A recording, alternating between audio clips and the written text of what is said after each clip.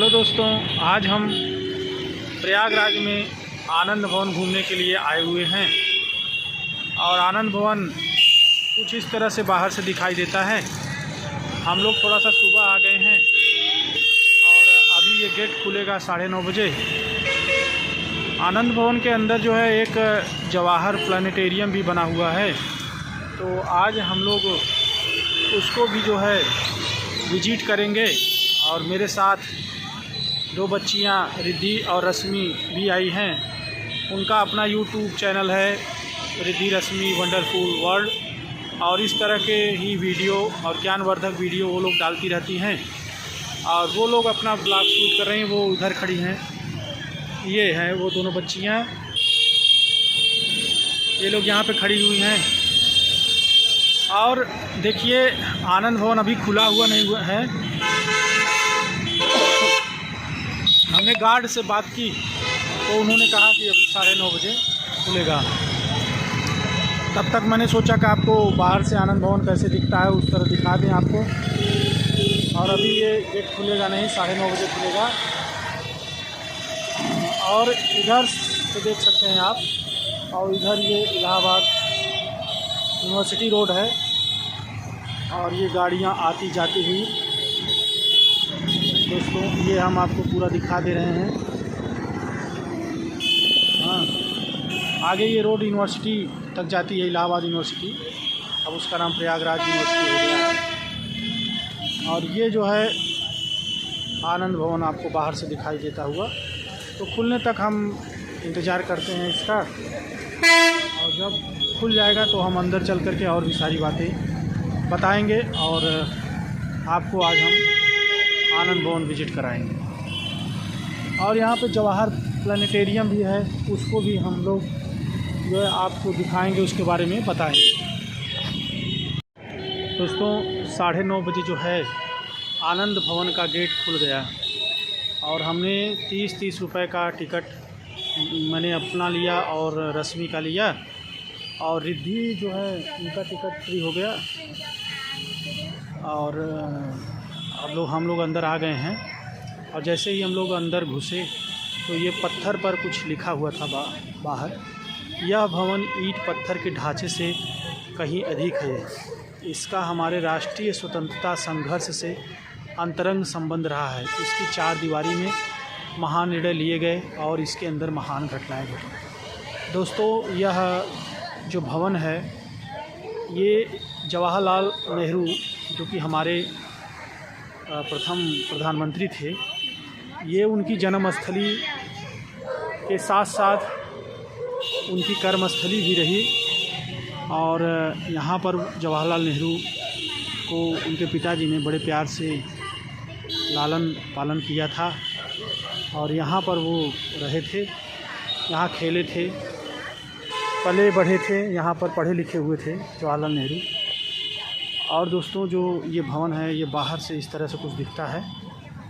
और जैसा कि उसमें लिखा गया है कि यहाँ से जो है कई देश के संदर्भ में कई निर्णय लिए गए। तो हमारा देश गुलाम था और उस गुलामी के दौरान जो कांग्रेस नामक संस्था गठित की गई, और कांग्रेस के तमाम लोग, यहाँ तक कि महात्मा गांधी भी यहाँ पर आते थे और देश को कैसे आज़ाद कराया जाए उसके लिए विचार विमर्श भी किया करते थे। तो इस तरह से यह भवन हिस्टोरिकल है, ऐतिहासिक है, और इसलिए इसका बहुत महत्व है। तो आज चलिए हम लोग देखते हैं कि क्या क्या है इसमें। और जवाहरलाल नेहरू के जीवन से संबंधित बहुत सारे साक्ष्य और इस भवन से उनके बहुत सारी वस्तुएं हमको देखने को मिलेंगी। बहुत सारे लोग, अभी तो कम लोग आए हुए हैं, तो कुछ लोग आए थे सुबह में, वो भी टिकट लेकर के इस भवन के अंदर गए हुए हैं। देखिए, ये इस तरह के पार्क हैं, पेड़ पौधे आपको दिखाई दे रहे हैं, बीच में ये भवन बना हुआ है। और जो दोस्तों आप इस तरफ का बिल्डिंग देख रहे हैं, यही है जवाहर प्लानिटेरियम। हम लोग इसको भी विजिट करेंगे, लेकिन ये अभी नहीं खुलेगा, ये शायद 11 बजे के बाद खुलेगा। तो चलिए दोस्तों, हम चलते हैं आगे और देखते हैं क्या क्या है इस भवन के अंदर। हम आए तो यहाँ पे इस पट्टी पे लिखा हुआ है, इस भवन में नेहरू परिवार की स्मृति सर्वदा उसी प्रकार समाविष्ट है जिस प्रकार लोगों के हृदय में जिनकी उन्होंने सेवा की। वास्तव में भारत को स्वतंत्र कराने में पंडित जी का बहुत योगदान रहा। अंदर देखते हैं इसके अंदर है क्या। तो दोस्तों आप देखिए ध्यान से, इसके अंदर ये है ड्राइविंग रूम।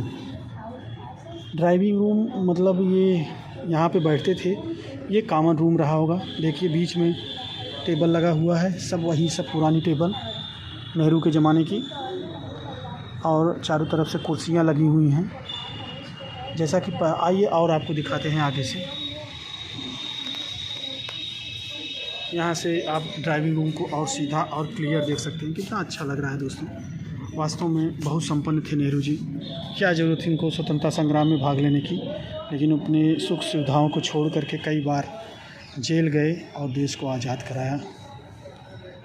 तो ये बहुत बड़ी बात होती है। और अपने जीवन विलासितापूर्ण जीवन को छोड़ करके उन्होंने देश की सेवा की और स्वतंत्रता संग्राम में एक महत्वपूर्ण भूमिका निभाई। भारत को स्वतंत्रता प्राप्त होने के बाद भी वो प्रथम प्रधानमंत्री के रूप में निर्वाचित होकर के उन्होंने देश की सेवा की, और इसीलिए आज स्मरणीय हैं और हमेशा के लिए हम लोगों के इतिहास में रहेंगे, हम लोगों के मन में रहेंगे, हम लोगों के दिल में रहेंगे। ये था उनका ड्राइविंग रूम,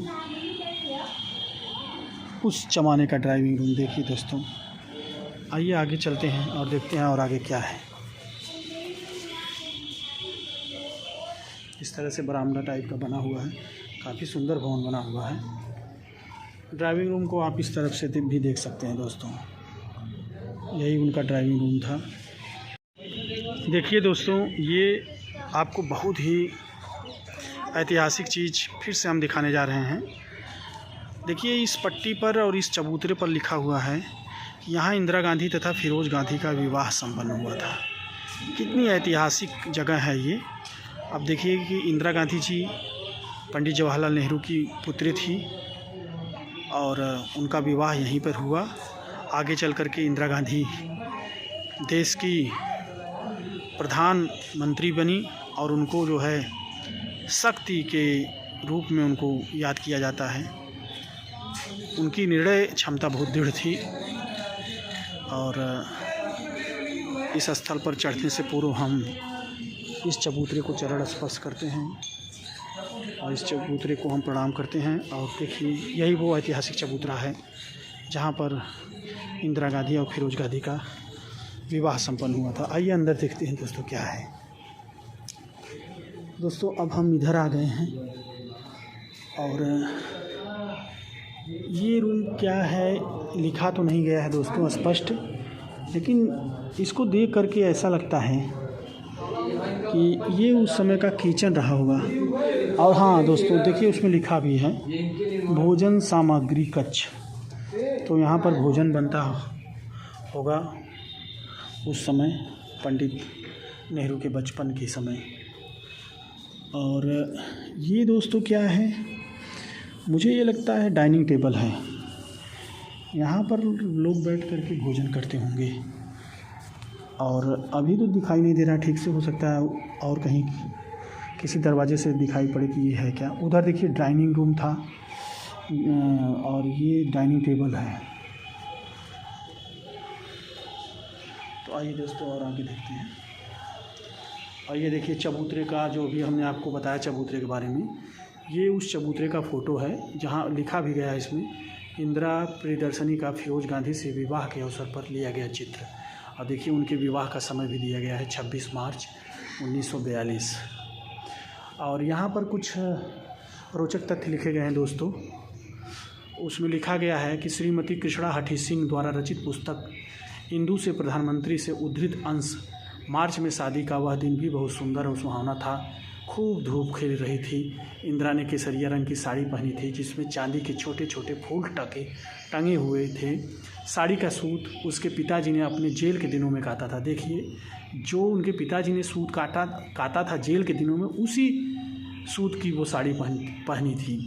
सोने चांदी के आभूषणों के बदले उसे फूलों के गहनों से सजाया गया था। देखिए, उन्होंने सोने चांदी के आभूषणों का प्रयोग नहीं किया था इंदिरा जी ने, कितनी बड़ी बात है। जैसा कि कश्मीरियों में रिवाज है, अच्छा ये कश्मीरी परिवार से थे, तो कश्मीरियों में यही रिवाज है कि सोने चांदी के गहनों का प्रयोग नहीं करते हैं, बल्कि उसकी जगह फूल का प्रयोग करते हैं, फूल के गहनों का। वह हमेशा की तरह शांत और गंभीर लग रही थी, परंतु चेहरे की दमक उसके आंतरिक उत्साह को उजागर किए दे रही थी। देखने में सुंदर और प्रिय वह उस समय और भी सुदर्शन की और प्यारी लग रही थी। उसका छरहरा बदन स्वर्गीय आभा से मंडित हो उठा था। वाह! विवाह की वैदिक विधि भी बहुत सुंदर और सादगीपूर्ण थी। ठीक समय शुभ मुहूर्त में उसे जवाहर लेकर सामियाने में आए, जहां फिरोज अपने परिवार के साथ बैठे उसकी प्रतीक्षा कर रहे थे। वह खादी की शेरवानी और चूड़ीदार पायजामा पहने हुए थे। जैसा कि उत्तर प्रदेश में रिवाज है, हवन कुंड के सामने दूल्हा और दुल्हन पास पास बिठाए गए। दुल्हन के एक ओर उसके पिताजी बैठे थे, उनके पास वाला आसन खाली था। सिर्फ एक कारचौबी का मसनद रखा था, जो इस बात का प्रतीक था कि यह दुल्हन की माँ का आसन है, जो खुशी का यह दिन देखने के लिए जीवित न रह सकी। वह खाली आसन दूल्हे और दुल्हन को इस बात की याद दिला रहा था कि हर खुशी में दुख का यत्किंचित स्पर्श होता ही है। जवाहर ने अपनी बेटी का हाथ दूल्हे के हाथ में थमा दिया। एक दूसरे का हाथ थामे पंडित जी द्वारा बोले हुए शादी के पवित्र मंत्रों और प्रतिज्ञाओं का उच्चारण करते हुए दोनों ने सप्तपदी की अग्नि के साथ फेरे करने की परंपरागत रस्म पूरी की। देखिए कि दोस्तों, बड़ा ही भावुक लिखा हुआ है। और देखिए, एक पिता का ये कर्तव्य होता है कि वो अपनी पुत्री का विवाह करे, और उसको कितना भी प्रेम करे अपनी पुत्री को, लेकिन एक दिन तो पिता घर से करना ही पड़ता है। दोस्तों देखिए, ये कुछ मर्मस्पर्शी चित्र आपके सामने दिखाई दे रहे हैं, और इसमें लिखा गया है कि स्वरूप रानी नेहरू यहाँ रही, स्वरूप रानी नेहरू यहाँ पर रही। देखिए, अंदर से हम लोग देखते हैं इनका शयन कक्ष। देखिए, ये इनका फ़ोटो है और ये फ़ोटो है, और ये देखिए फ़ोटो, बहुत सारे फ़ोटो हैं। हमारे प्रथम प्रधानमंत्री जी का भी फ़ोटो है।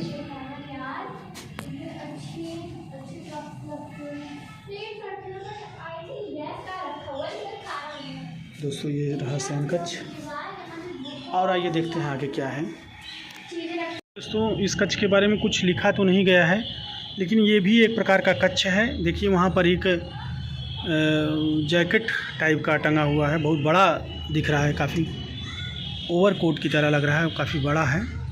और देखिए, यहाँ पे वो प्राचीन ज़माने का बक्सा रखा हुआ है, जवाहरलाल नेहरू के बचपन के समय का बक्सा रखा हुआ है। देखिए, सोफ़ा है, कुर्सियाँ हैं, अब वो अलमारी रखी हुई है।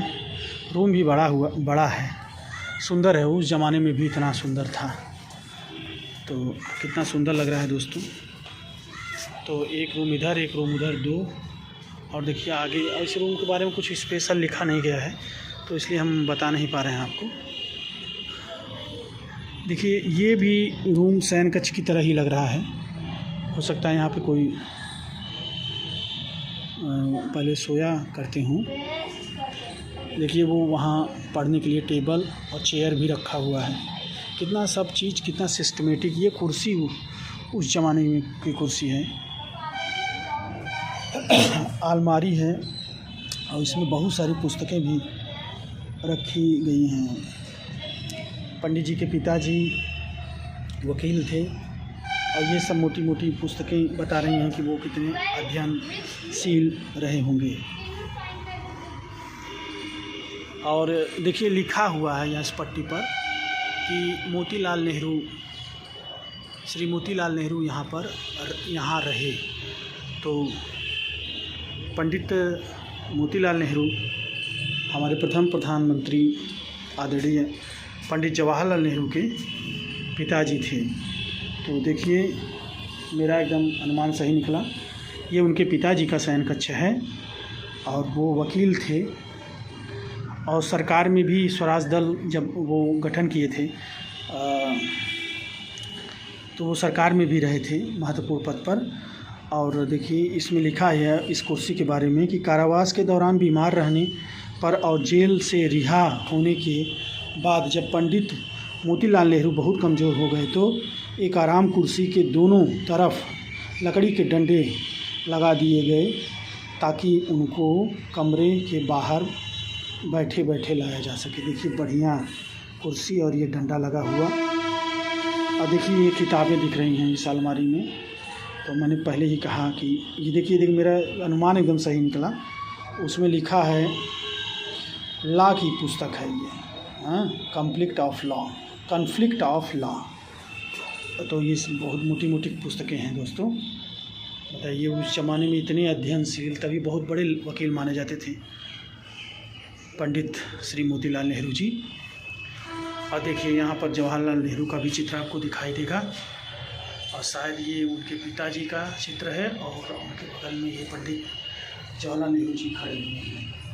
ये उनका शयन कक्ष है दोस्तों। देखिए कितने सारे कमरे बने हुए हैं। देखिए दोस्तों इस रूम के बारे में कुछ स्पष्ट तो नहीं लिखा गया है और मुझे लग रहा है जिस तरह से बना हुआ है ये लाइब्रेरी कक्ष है, ये पुस्तकालय है। बहुत सारी पुस्तकें रखी गई हैं यहाँ पे। तो मुझे लगता है कि यहाँ पे पढ़ते होंगे। यहाँ पर 1 2 3 4 5 कुर्सियाँ हैं, इधर कुर्सी है उधर कुर्सी है। तो ये रूम स्पेशल पढ़ने के लिए ही बनाया गया होगा।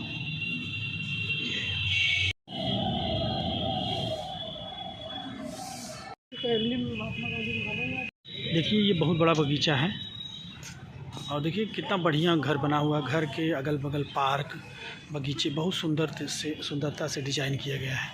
देखने में बड़ा सुंदर लग रहा है दोस्तों। आइए दोस्तों और आगे देखते हैं और क्या क्या चीज़ें हैं। ये रिद्धि रश्मि शरारत भी कर रही हैं यहाँ पे। अब इधर भी पार्क देख लीजिए।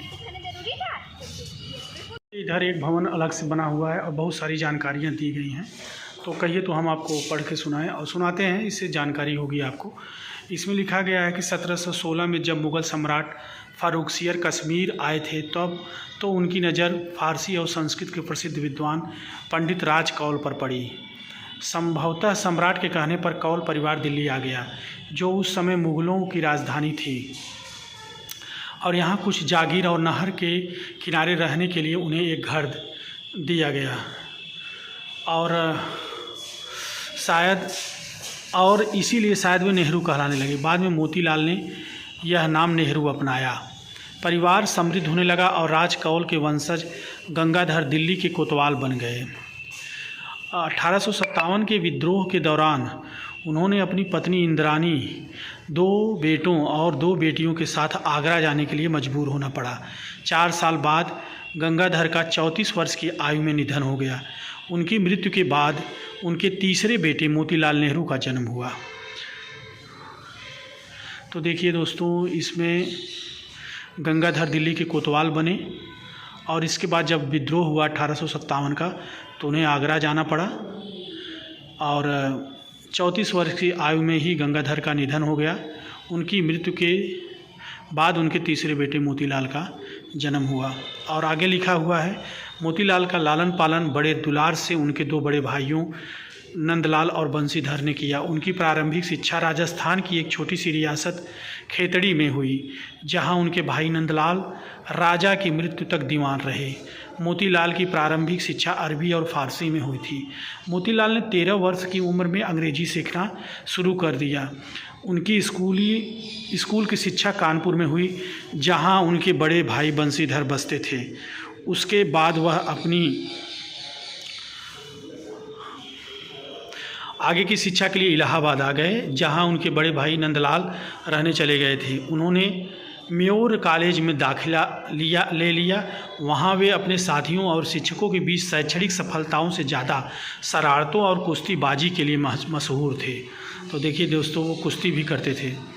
भाषा में नियंत्रण और अपनी कुशाग्र बुद्धि के कारण 1883 में वकालत की परीक्षा में कामयाब होने पर मोतीलाल नेहरू को स्वर्ण पदक मिला। उनके भाई नंदलाल का सिर्फ 42 वर्ष की उम्र में अचानक देहांत होने पर परिवार पर मुसीबतों का पहाड़ टूट पड़ा। उनके 5 बेटे और 1 बेटी थी और उन सब के पालन पोषण की जिम्मेदारी 25 वर्ष के युवक मोतीलाल के कंधों पर आ गई। वे अपने काम में व्यस्त हो गए और कुछ ही वर्षों में जाने माने वकील की हैसियत से लोकप्रिय हो गए।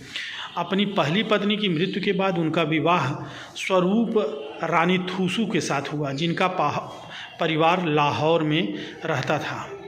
ये देखिए 1911 के शाही दरबार के लिए दरबारी पोशाक में मोतीलाल नेहरू और स्वरूप रानी का यह दरबार बरतानवी साम्राज्य का अंतिम भव्य आयोजन था ये। और देखिए आगे लिखा हुआ है कि कुछ ही वर्षों में मोतीलाल बहुत समृद्ध हो गए। उनकी गिनती इलाहाबाद के रईसों में होने लगी। 1911 में दिल्ली दरबार में शामिल होने के लिए ब्रिटिश सरकार ने इलाहाबाद के अन्य जाने माने लोगों के साथ उन्हें भी निमंत्रित किया। जवाहरलाल नेहरू का जन्म 14 नवंबर 1889 में हुआ। वे अपने माता पिता की 11 वर्ष तक इकलौती संतान रहे। उसके बाद उनकी बहन स्वरूप कुमारी का जन्म हुआ, जो कि बाद में विजय लक्ष्मी के नाम से प्रसिद्ध हुई, और तत्पश्चात उनकी दूसरी बहन कृष्णा कुमारी का जन्म हुआ। मोतीलाल नेहरू अपने पुत्र जवाहरलाल को अपने ज़माने की सबसे अच्छी शिक्षा प्रदान करना चाहते थे। जवाहरलाल को घर पर ही अंग्रेजी शिक्षक पढ़ाने आते थे। बाद में उनके लिए एक अंग्रेजी शिक्षक नियुक्त किए गए थे, F.T. ब्रूक, जो थियोसोफिस्ट थे। उनके नाम का सुझाव एनी बेसेंट से आया था, जो बाद में भारतीय राष्ट्रीय कांग्रेस की प्रथम महिला अध्यक्ष बनी थी। अपनी बहनों स्वरूप कुमारी और नन्ही कृष्णा कुमारी के साथ जवाहरलाल नेहरू, देखिए ये चित्र है। आगे देखिए उनके बारे में और जानकारी लेते हैं, अच्छा लग रहा है। सन 1905 में मोतीलाल नेहरू और स्वरूप रानी अपने 15 साल के बेटे को इंग्लैंड पढ़ने के लिए लेकर गए और एक प्रसिद्ध पब्लिक स्कूल हैरो में उनका दाखिला कराया गया। स्कूल के बाद जवाहरलाल ने ट्रिनिटी कॉलेज कैम्ब्रिज से केमिस्ट्री, जियोलॉजी और बॉटनी की डिग्री हासिल की। वकालत की डिग्री उन्हें इनर टेम्पल से मिली और सन 1912 में वे अपने पिता के साथ वकालत करने के लिए भारत वापस आ गए।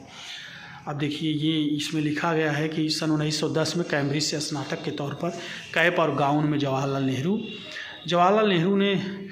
सन 1912 में भारत वापस लौटे। उनकी मंशा वापस आकर पिताजी के साथ वकालत करने की थी। जवाहरलाल नेहरू वकालत करना चाहते थे। लंदन में इनर टेम्पल से बतौर वकील डिग्री प्राप्त करके जवाहरलाल नेहरू इलाहाबाद बार के सदस्य बन गए। यहाँ तक हमने जानकारी ले ली दोस्तों। आगे की जानकारी फिर लेते हैं। जवाहरलाल नेहरू का विवाह 7 फरवरी 1916 को कमला कौल के साथ पारंपरिक रीति रिवाजों के साथ धूमधाम से दिल्ली में हुआ। घर के ऊपर की मंजिल पर दूल्हा दुल्हन के व्यक्तिगत इस्तेमाल के लिए शानदार मंजिल तैयार कराई गई। जवाहरलाल ने अपनी जीवनी में कमला के बारे में लिखा है कि वह लगभग 17 साल की दुबली पतली कमसी नादान लड़की थी, जो कि बाहर की दुनिया से बिल्कुल अपरिचित थी। हम दोनों की उम्र में काफ़ी अंतर था और उससे भी ज़्यादा फ़र्क हमारी मानसिकता में था, पर फिर भी हम एक दूसरे के प्रति आकर्षित हुए और हमारे बीच अच्छा तालमेल था। परंतु कभी कभी आपसी मतभेद भी हो जाते थे, लेकिन इसके बावजूद हमारा एक दूसरे के प्रति लगाव बढ़ा। तो दोस्तों मतभेद तो होता ही रहता है। और यहाँ पे हमें लगता है ये वंशावली दी है जवाहरलाल नेहरू की। हम इसको भी कैमरे में कैद करते हैं, वैसे दिखाई तो नहीं देगा लेकिन ले लेते हैं। ये इंदिरा गांधी के बचपन का तस्वीर है। इसमें लिखा गया है कि इंदिरा प्रियदर्शनी का जन्म 19 नवंबर 1917 को हुआ। परिवार के बुजुर्गों को बेटे की आशा थी। जैसा कि भारतीय परिवार में आम बात है कि लोग संतान के रूप में पुत्र की चाह रखते हैं, परंतु जब मोतीलाल नेहरू को पता चला कि जवाहर की बेटी हुई है तो उन्होंने यह कहा कि यह कन्या हजारों पोतों के बराबर होगी। This girl is going to be worth more than 1000 grandsons. तो ये पंक्तियाँ लिखी गई, बहुत अच्छी पंक्तियाँ हैं। और कुछ इतिहास लिखा गया है कि जवाहरलाल नेहरू जब इंग्लैंड से वापस लौटे तो देश का माहौल राष्ट्रीय भावनाओं से पूरी तरह प्रभावित था और उसका असर आनंद भवन की आरामदायक जीवन शैली पर भी पड़ा। जवाहर का वकालत में मन नहीं लग रहा था। वह अपने पिता की रईसों वाली ज़िंदगी से असंतुष्ट थे। जब जवाहर इंग्लैंड में थे तो बाप बेटे के खतों में उदारवादी राजनीति का तर्क था। धीरे धीरे बेटे के प्रभाव में मोतीलाल भी आज़ादी के संघर्ष में खींचे चले गए। स्पष्ट लिखा है सब कुछ। फिर गांधी आए जैसे कोई ताज़ी हवा का झोंका आके हमें उठ खड़े होने और गहरी सांसें लेने को मजबूर करे। जैसे कोई रोशनी की तीव्र किरण घोर अंधेरे को छिन्न भिन्न कर दे। जैसे कोई आंधी हर चीज़ को उलट पुलट कर दे। सबसे ज़्यादा लोगों के सोच विचार के ढर्रे लगता था कि वह भारत के जनसमूह के बीच से उठी एक आवाज़ हमसे कह रही है कि देखो, इन लोगों को समझो, उनके हालात को, इन किसान और मजदूरों के सीने पर जो बोझ बने हुए हैं, इस सामाजिक शोषण की व्यवस्था को ख़त्म करो जो गरीबी और दरिद्रता का बुनियादी कारण है। और ये कुछ प्राचीन चित्र दिखाई दे रहे हैं। देखिए वो कुछ चीज़ें लिखी गई हैं, इसको भी हम लोग पढ़ने का प्रयास करते हैं।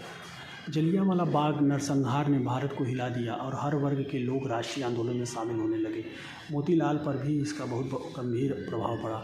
1920 से गांधी जी ने असहयोग आंदोलन चलाया, जिसके अधीन ब्रिटिश सरकार के स्कूल, कॉलेजों, कोर्ट और विधानसभाओं तथा विदेशी उपाधियों का एवं विदेशी वस्तुओं का बहिष्कार शामिल था। मोतीलाल ने अपनी वकालत के शानदार पेशे को त्याग दिया।